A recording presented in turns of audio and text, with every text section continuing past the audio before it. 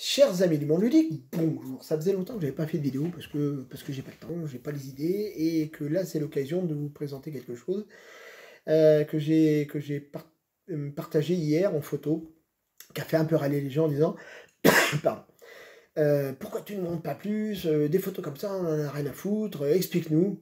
Alors on va se calmer, c'est pas le jeu de l'année, le jeu date de 1988, il est complètement atypique, il est représentatif pour moi de plusieurs choses. Je l'aime beaucoup, enfin je l'aime beaucoup, je l'aime pas en tant que jeu, je l'aime comme pierre de ma ludothèque. C'est compliqué à expliquer, mais en gros, il est lié à ma passion. Ce jeu est lié à une personne de ma famille, voilà, c'est Soviet System, lié à mon tonton qui était communiste. Et quand je dis communiste, je parle d'un vrai, un costaud, un badass, un gars qui a 75 ans, allait défiler dans les rues, et le poing en l'air, et qui se faisait embarquer par les flics en criant à mort les CRS. Et qui était un anti-système, et que dans les réunions de famille, c'était un petit peu le type qui grattait un petit peu tout le monde. Et surtout que dans ma famille, on était plutôt de l'autre côté, sans être dans l'extrême opposé, mais lui était un vrai communiste dans ses idées, et puis ma famille en général était plutôt de l'autre côté, vous voyez, entrepreneur, voilà. Donc, les soirées étaient un peu chaudes. Et ce tonton-là me plaisait beaucoup, parce qu'il était un petit peu décalé par rapport au reste, et puis surtout parce qu'il était passionné par les jeux. Et les jeux de société, c'est la passion qui m'a passé. En 80-81, il m'a fait découvrir Squad Leader, les Wargames sur la Seconde Guerre mondiale, la culture ludique en général par Cassius Belli, jeux stratégiques qu'il m'a offert. Et donc, à cause de lui, ou grâce à lui, j'en suis arrivé à avoir une bibliothèque de plus de 1000 titres, de participer à des choses assez sympas autour du monde ludique. Et je lui dois beaucoup. Il n'est plus là maintenant, il est mort il y a déjà quelques années, mais comme je dis, c'était un personnage qui est allé en Union soviétique pendant la grande période des années 80, et qui est revenu un peu dégoûté, mais qui avait toujours cette idée globale des choses dans ce sens-là. Donc il m'a fait découvrir plein de choses. Et puis un jour, il m'a fait découvrir ça, rapidement. On n'a pas eu le temps d'y jouer, il m'a montré, il m'a dit ça, il faudrait que tu essayes un jour, parce que c'est toute la culture soviétique. Tout. Bon, il ne l'avait pas essayé, parce que s'il l'avait essayé, il aurait un petit peu plus rigolé. Alors je vais vous le montrer, puis je vais vous expliquer déjà 2-3 choses. 1. Soviet System, c'est pas Kremlin. Soviet System, c'est un jeu de Trivial Pursuit. Kremlin, c'est un jeu bien plus velu, bien plus costaud, bien plus ancré dans des mécaniques un peu lourdes. Je crois qu'ils en sont à la 3e ou 4e édition du jeu. C'est pas un jeu tout neuf. Et Soviet System, par contre, n'a jamais été réédité, et vous allez comprendre pourquoi. La phrase du haut, c'est comment devenir secrétaire général à la place du secrétaire général. Voilà, déjà, vous avez le pitch et le but. Soviet System, par les auteurs Nikita, Léonide et Michael et les autres. Non, en fait, les auteurs ne sont pas marqués dessus, ni les illustrateurs d'ailleurs, parce qu'à l'époque, ça se faisait pas. Et j'ai pas trouvé le nom des auteurs, je sais pas qui c'est. Par contre, je sais que la maison d'édition, c'est Artichaut Film et ça. Je sais pas ce qu'ils ont fait d'autre, mais en tout cas, ils ont fait celui-ci. J'ai pas cherché plus loin, s'il y a des gens qui ont des informations sur le sujet, bah, partagez-les. Et bah, je vais vous montrer l'intérieur de la boîte. Alors, le plateau, comme je vous disais, c'est un Trivial Pursuit. Et un Trivial Pursuit sur le thème de l'Union soviétique et sa culture générale. Sur le sujet. Voilà. Alors, comme vous pouvez le constater, vous vous tournez autour avec de jolis jetons. Alors, si vous trouvez le jeu en vide-grenier à 2 €, jetez-vous dessus, rien que pour le thème et le matériel et ce qu'il y a dedans. Ça vaut son pesant de cacahuètes pour ça, quoi. Mais pas plus, hein. Et donc, vous tournez autour, vous tombez sur les cases, vous répondez aux questions, et avec votre dacha, un deuxième pion, que je vais le trouver, vous montez sur l'ascenseur social qui vous amènera au secrétaire général. Le joueur qui arrive là-haut a gagné. Pour monter, il y a plusieurs solutions. La plus courante, c'est répondre aux questions, et puis des fois payer. Bah, oui, le système était pourri. Ensuite, je n'ai pas marqué, mais il y a le KGB aussi. Eh oui, on ne peut pas jouer un jeu sur l'Union soviétique sans parler du KGB. C'était quand même un peu un truc incontournable. Ensuite, chaque joueur avait des petites cartes comme ça. Alors vous avez, vous veniez du, c'était les, comment ils appelaient ça? des fiches d'état civil. Donc vous étiez agriculteur, issu du monde agricole, issu du monde scientifique littéraire et issu du monde des ingénieurs. Et vous aviez un quatrième personnage qui était le dissident. On pouvait jouer jusqu'à 6-7 je crois. Et donc plusieurs joueurs pouvaient jouer à l'état civil identique. Ça n'avait pas une grande importance, mais ça permettait d'avoir des avantages en cours de partie. Sur chacune des colonnes et des lignes, vous pouviez rajouter des petits médailles. Alors là, pour le coup, c'est pas des médailles, ça c'est une médaille du KGB. Vous avez réussi une action du KGB, une question, je crois. Là, voilà, KGB, et là, militaire, et là, c'était les amendes pour rivage sur la voie publique. Et ça vous permettait, quand vous remplissiez les colonnes, de monter votre dacha plus vite. Et parfois aussi d'avoir des emmerdes. Dans le jeu, il y avait aussi des roubles, des gros paquets de billets de 10 à 1000 roubles. Je ne veux pas tous vous les sortir, voilà, des gros paquets de billets. Autant vous dire qu'à l'époque, le rouble, c'était pas ce qui valait le plus cher. Hein.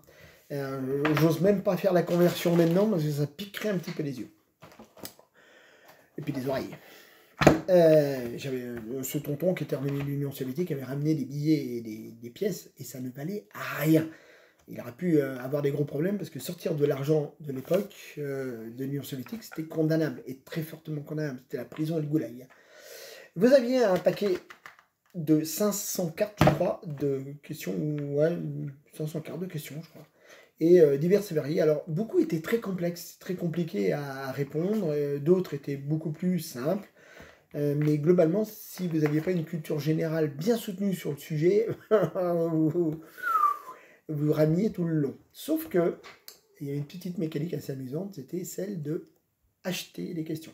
Vous achetiez les réponses. Si vous aviez du pognon, vous achetiez la réponse. Attention, trop de pognon, vous amenez des problèmes avec le KGB. Et vous payez beaucoup tout le long. Si vous n'en aviez pas assez, ben, vous étiez obligé de répondre aux questions, mais bon, et bon courage. Par exemple, qu'est-ce que le samogon? Eh ben, bon courage. Je vous laisse répondre à la question. Quel était en 1962 le chargement à destination de Cuba du cargo soviétique, le Krasnograd? Alors ça, je peux y répondre.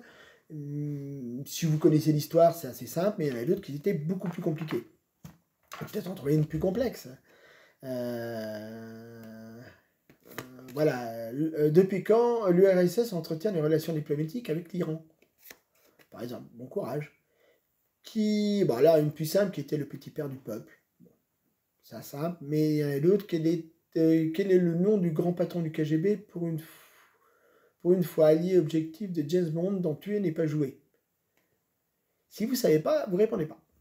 C'est un peu le problème. Alors des fois, il y avait des questions avec les réponses à choix multiples, soit des fois, c'était des questions claires, nettes, et réponds ou tu te fais ramasser la gueule. Il y avait d'autres choses aussi, il y avait les cartes de vie quotidienne, de vie politique et de vie du KGB, enfin du KGB. Par exemple, le KGB, il y avait des questions, il y avait des situations, c'est un peu la caisse de communauté ou la chance dans le Monopoly. Par exemple, vous supprenez une tentative de déstabilisation de jeunes recrues des provinces lointaines par un carton d'officiers manipulé par une puissance soviétique, islamiste et étrangère. Et là, vous aviez toute une série d'icônes, en tout, là, voilà, à mettre en application, au choix ou pas, et vous décidiez de ce que vous alliez faire. Alors, il y en a plein de questions comme ça, enfin de petites choses comme ça. Hein, j'en ai pris une au hasard, mais je sais pas, 50 cartes de chaque au minimum. Vous aviez la vie quotidienne, hein, celle-ci, pof, bah, même principe. Vous remportez le marathon olympique en décoiffant sur la ligne l'indéfrisable représentant de la République alliée d'Éthiopie. Vous gagnez, paf, il y avait des petites icônes, et à vous de les mettre en application. Et vous aviez la vie, alors il y avait des trucs assez pourris hein, dans la vie quotidienne. Hein. Vous faites la queue et vous attendez, vous descendez votre dacha d'un niveau, par exemple. Alors là, c'était la vie politique. Votre père, figure légendaire de la Révolution et de la guerre civile, a été fusillé en 1937 pour activité anti-bolchevique au sein de l'armée rouge. Le vent de l'histoire le réhabilite. Vous gagnez, tac. Voilà. Donc le jeu, c'était simplement répondre à des questions et se débrouiller pour faire en sorte de monter le plus vite possible avec le pognon, avec des cartes, votre dacha tout en haut. Voilà, le jeu en lui-même n'a pas un grand intérêt, soyons francs. C'est pas le jeu de l'année, c'est pas en 1988 qu'il aurait reçu, alors en 88 ça devait être le pion d'or je crois, il n'aurait jamais gagné un pion d'or, il n'aurait jamais gagné quoi que ce soit. Mais si vous le croisez, et que cette période vous intéresse, et comme ce jeu arrive en 88, c'est-à-dire juste avant la destruction totale du bloc soviétique, on peut dire qu'il est déjà en train de se casser la gueule avec la chute du mur, mais là, pour le coup, on arrive au bout, et ça permet d'avoir la totalité de l'histoire de l'Union soviétique par des questions-réponses, et puis de vous plonger dans une période où les gens qui ont vécu cette période-là sont soit très vieux, soit plus là. Et à part quelques personnes encore qui entretiennent cette vision-là, ou cette vie, ou l'histoire de cette période-là, eh bien, il faut dire quand même que c'est plutôt dans les musées que vous trouverez ce genre d'idéologie extrême, pour le coup. Hein. Je ne parle pas du communisme, hein, je parle du communisme de l'Union soviétique. C'est pas pareil.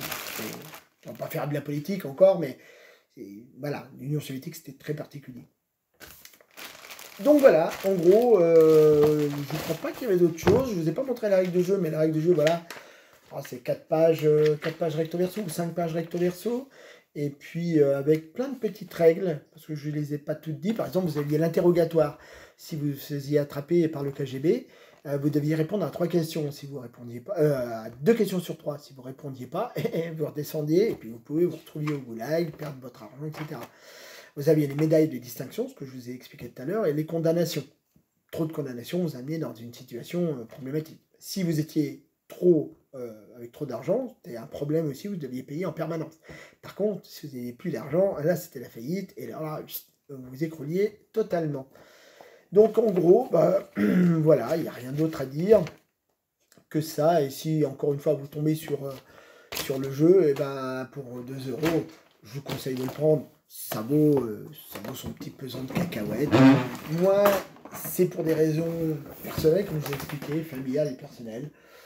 C'est sympa, c'est amusant, ça prend beaucoup de place. C'est pour ça que je vais en donner un à un ami là qui veut le découvrir. J'en avais 3, j'en ai plus que 2, et le dernier part. Donc si vous le croisez, n'hésitez pas. Prenez-le pour 1 ou 2 €, vous allez vous régaler. Puis ça pourra toujours faire plaisir à un vieux tonton communiste qui se fera un plaisir de le lire. Bon, c'était tout pour cette fois. J'ai d'autres jeux comme ça, on peut parler des vieux jeux, on fera une espèce de crypte ou de fossoyeur ludique, hein, comme le fossoyeur de film. Je trouve que l'idée est amusante de comment, pourquoi ce jeu, pourquoi l'idée, pourquoi la fabrication de ce jeu est en correspondance avec son époque, et en quoi ça peut être amusant de les ressortir juste pour le fun, hein. Pas pour le reste, très rarement pour la mécanique d'ailleurs. Et celui-ci c'est le cas. C'est plus fun que mécanique. Allez, je vous laisse et puis je vous dis à la prochaine fois.